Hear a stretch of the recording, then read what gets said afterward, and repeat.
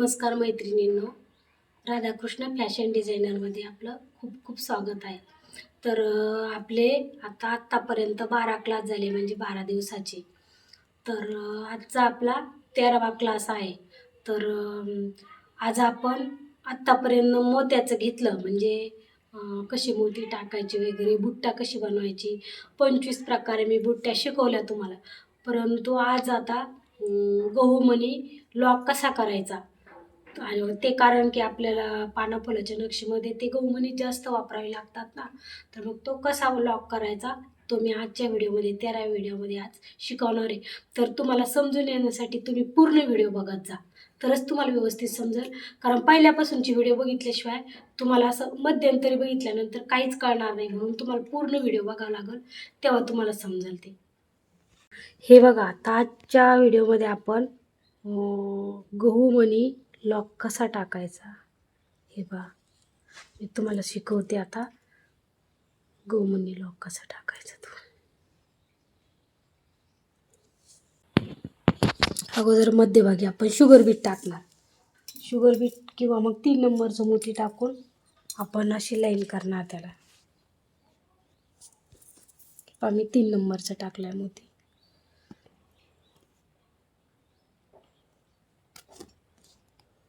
आणि आता त्याच्या शेजारी टाका घेऊन आपल्याला गहूमणी टाकायचा. आता आपण शुगर बीट आणि गहूमणी कसा टाकायचा ते बघतोय. तर हा असा आकार द्यायचा त्याला, वरती पानाचा जसा देतोय ना आपण तिरका, तर तिरकं घ्यायचं ते घेतानाच हे असं बघा.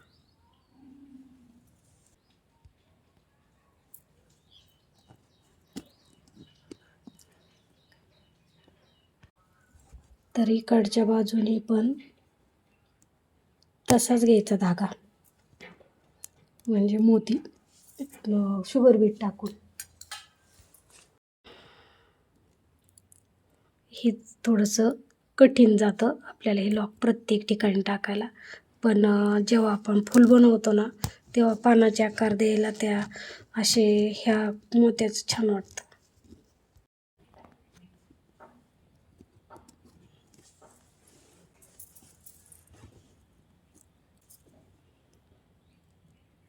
तुम्ही जर पूर्ण व्हिडिओ नाही बघितला तर काही समजणार नाही. त्याच्यासाठी तुम्हाला व्हिडिओ पूर्णच बघावा लागणार, तरच ते कळणार.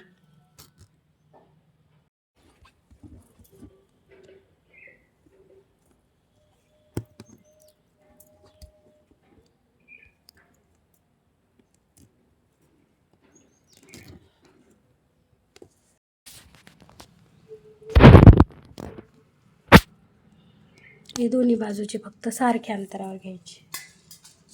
हे आणि हा मोती, इकडच्या बाजूचा हा मोती आणि हा मोती असा सारखा घ्यायचा, म्हणजे असं इकडं तिरका, असं इथे सारखा घ्यायचा.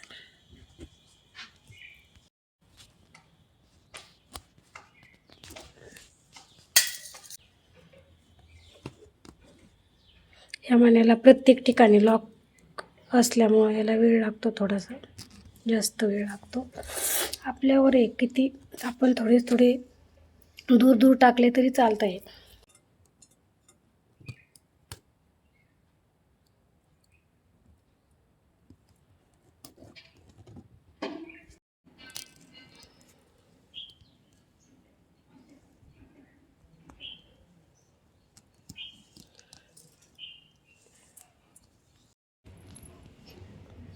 आणि ह्याचे ना, हे आपण गहू मण्याचे पण करू शकतो आणि तांदूळ मण्याचे पण करू शकतो. आणि शुगर बीटचे 3-3, 4-4 शुगर बीटचे पण छान जमतात. ते पुढे फक्त पांढरा मोती टाकला ना तरी पण छान वाटतं. इथे फुलं वगैरे काही बनवलं ना, पाना फुलाची नक्षी अगदी छान तयार होते. असे जर आपण तिरके गहूमणी जर टाकले ना आणि लॉक केले तर हे फार छान दिसतात असे.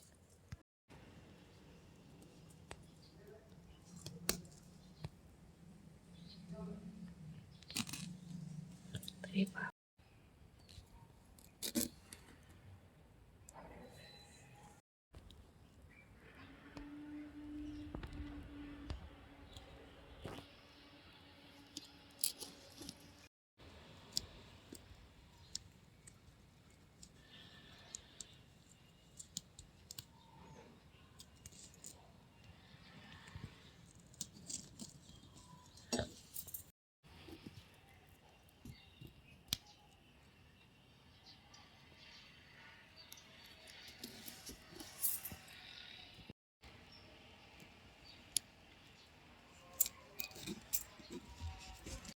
आणि ह्याच्याही पेक्षा पांढरे व्हाईट कलरचे जर असतील ना हे गहूमणी, हे मणी जर व्हाईट कलरचे असतील तर ते पण फार सुंदर दिसतं डिझाईनमध्ये. आपण जेव्हा पाना फुलाची नक्षी बनवतो ना तेव्हा हे व्हाईट कलरचे जर असतील तर फारच छान दिसतं. व्हाईट कलरवर गोल्डन कलरची शुगर बीट किंवा कलरचे पण शुगर बीट मिळतात.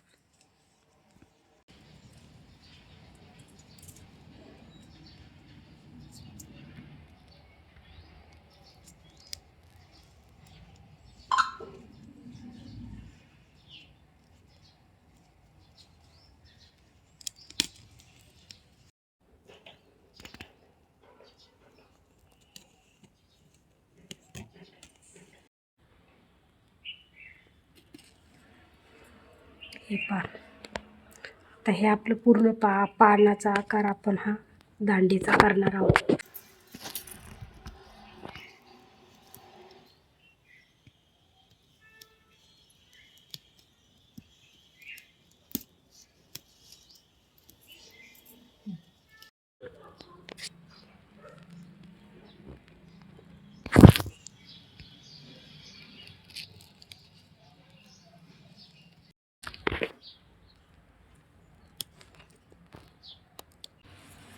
ते प्रत्येक वेळेस असे दोन्ही मणी होऊन घ्यायचे असतात ना, त्याच्यामुळं हे लॉकचे मणी टाकायला थोडा वेळच लागतो आपल्याला. तर हे बघा, आता आजच्या व्हिडिओमध्ये मी तुम्हाला ही डिझाईन शिकवली. तर उद्याच्या व्हिडिओमध्ये आपण काय करू, पानाचा आकार घेऊ. आता हे कसं झालं, दांडीचं घेतलं आहे ना आपण, मध्ये दांड्या अशा टाकायच्या. तर आता आपण पान कसं घ्यायचं, शुगर बीटमध्ये घेणार ते आपण. हे कशामध्ये घेतलं आपण, हे गोमण्यामध्ये घेतले. आता आपण हेच म्हणजे असे पानाचे आकार देऊन शुगर बीटमध्ये ते भरून कसे घ्यायचे ते शिकवते उद्या.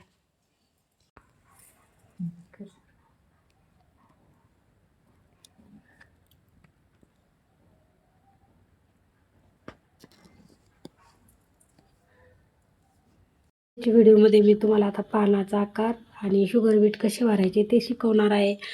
ज्वेलरी क्लास हे पण फ्रीमध्ये शिकवणार आहे थोड्या दिवसांनी. आता आपलं हे जवळजवळ कंप्लीट होत आले. तर कसं वाटलं तुम्हाला आता हे दांडीचा आकार, ते कमेंट करून सांगत जा. तुम्ही पूर्ण व्हिडिओ बघत जा तरच कळेल तुम्हाला कुठं टाकायचं, कसं टाकायचं. आता हे बघा किती छान दिसते. हे कलरच्या मोत्यात पण टाकू शकतो. इथे इथे मध्यभागी आपण नुसती चेन स्टिच डबल टाकली तरी चालते, किंवा 2 नंबरचे मणी 3 नंबरचे मणी टाकले तरी चालतात. शिवाय इथे गहूमणी टाकले तरी चालतात, तांदूळ मणी पण चालतात, व्हाईट कलरचे पण चालतात.